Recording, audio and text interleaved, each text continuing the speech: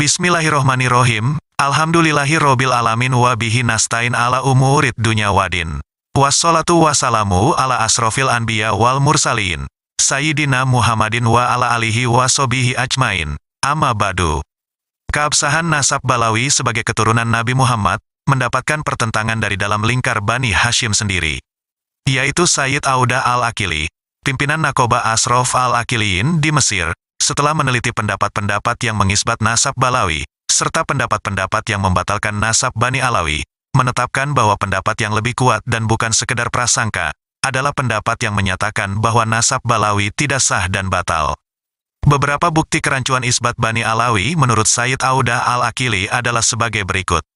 Yang pertama, apa yang disebut oleh pihak Balawi sebagai riwayat masyhur, karena kesaksian orang-orang pada masanya, dianggap kisah fiktif oleh Sayyid Auda al-Akili. Kisah tentang hijrahnya Ahmad bin Isa ke Hadramaut menurut versi Balawi, ternyata berseberangan dengan sejarah yang ada di Irak. Kedua, selain isbat nasab Balawi berdasarkan kisah fiktif yang bertentangan dengan sumber yang lebih kuat ini, terdapat juga kisah lain yang sangat janggal, tetapi justru digunakan untuk memperkuat isbat nasab Bani Alawi.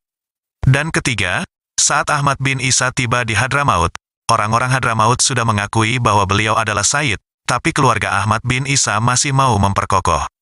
Sayyid Auda al-Akili, pimpinan Nakoba Asraf al-Akiliyin di Mesir, setelah meneliti pendapat-pendapat yang mengisbat nasab Ba Alawi serta pendapat-pendapat yang membatalkan nasab Bani Alawi, menetapkan bahwa pendapat yang lebih kuat dan bukan sekedar prasangka adalah pendapat yang menyatakan bahwa nasab Ba Alawi tidak sah dan batal.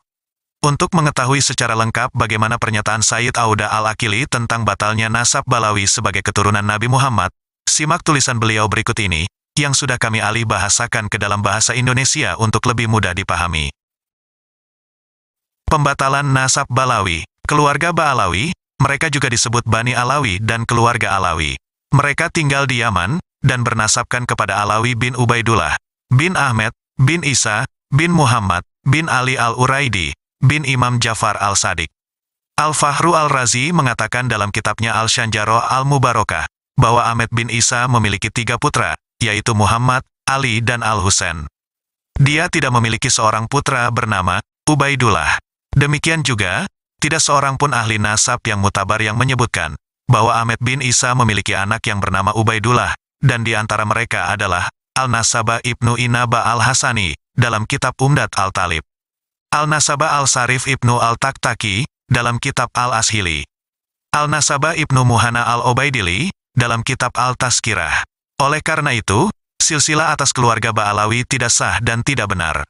Dan dalam peninggalan sejarah Irak, yang khusus untuk keluarga Al-Kabji al-Husainiyah al-Najafi, yang nasabnya sahih kepada Ali bin Ahmed bin Isa, disebutkan bahwa Ahmed bin Isa telah berimigrasi dari Baghdad ke Indonesia pada tahun 313 Hijriah.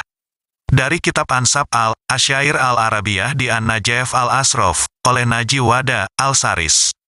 Namun, warisan keluarga Ba Alawi mengatakan, bahwa dia berhijrah bersama putranya yang diduga Ubaidullah, dari Basrah ke Hadramaut.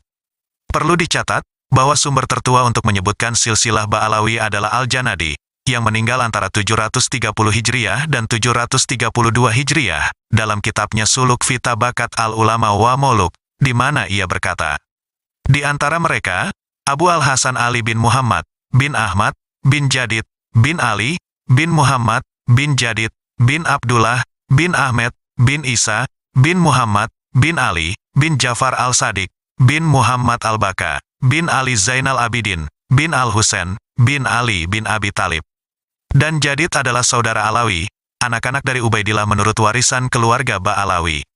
Dan kami menemukan bahwa ada perbedaan nama Ubaidillah bin Ahmed bin Isa, di mana sumber tertua, yaitu Al-Janadi, menyebut dia sebagai Abdullah bin Ahmed, dan bukan Ubaidillah.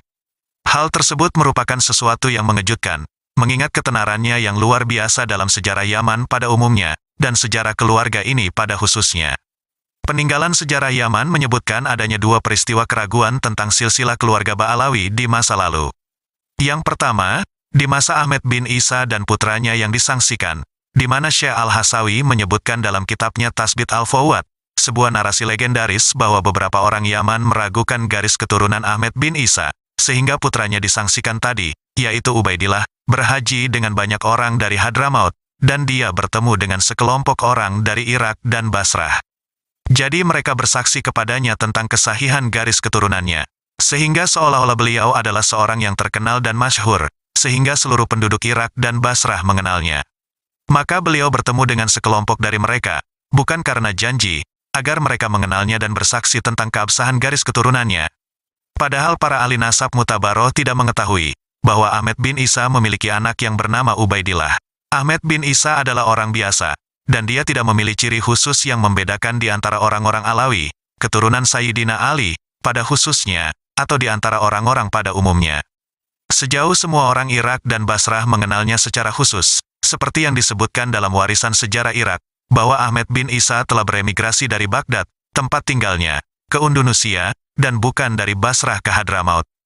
Perjalanannya ke Indonesia yang melalui laut, mengharuskan kehadirannya di Basrah selama beberapa hari sebelum menaiki kapal yang membawanya ke Indonesia, yang merupakan masa yang tidak cukup bagi seluruh masyarakat Basrah untuk mengenalnya. Adapun kejadian keraguan kedua, seperti yang diriwayatkan oleh Abu Makrama dalam tarikhnya, Qolait an-Nahar, di mana dia berkata, dan ketika Ahmad bin Isa yang disebutkan di atas, dan orang-orang yang bersamanya datang ke Hadramaut, dan mengklaim garis keturunan yang terhormat, orang-orang Hadramaut mengakui keutamaan mereka dan tidak mengingkarinya. Kemudian setelah itu mereka ingin menegakkan bukti yang meneguhkan apa yang mereka dakwakan.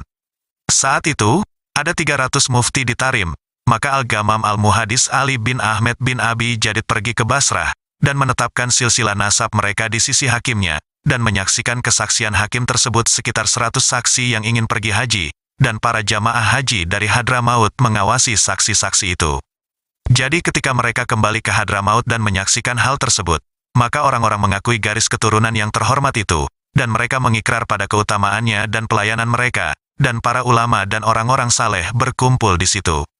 Teks ini menimbulkan beberapa pertanyaan, antara lain, jika Ubaidillah bin Ahmad bin Isa sudah membuktikan silsilahnya dalam perjalanannya ke Mekah, seperti yang kami sebutkan di atas, lalu bagaimana keraguan itu bisa muncul lagi ke dalam silsilah nasab keluarga ini?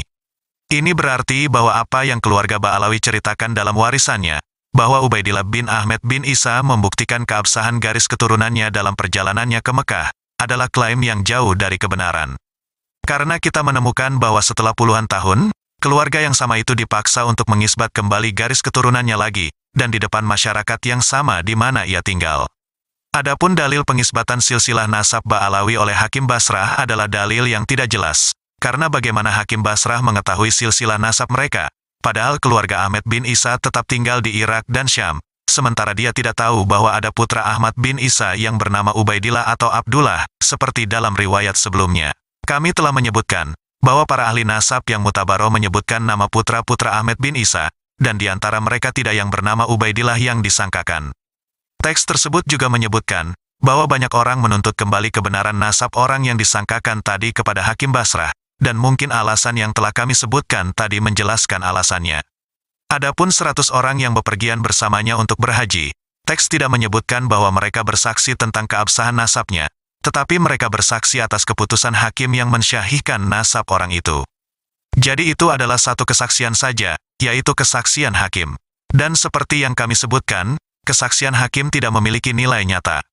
Dan kesaksian tersebut adalah kesaksian yang diperdebatkan, karena teks tidak menyebutkan nama hakim atau di era apa dia hidup, dan oleh karena itu kita tidak tahu apa-apa tentang dia atau keandalannya.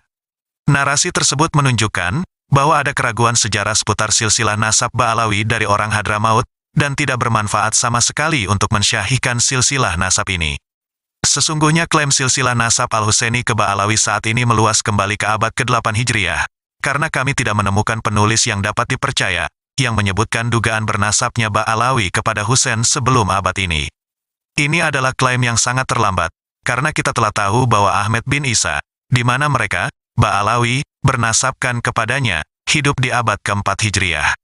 Hal ini dibarengi dengan adanya keraguan sejarah tentang garis keturunan ini, sejak dimulainya dakwaan kebernasaban tersebut hingga saat ini.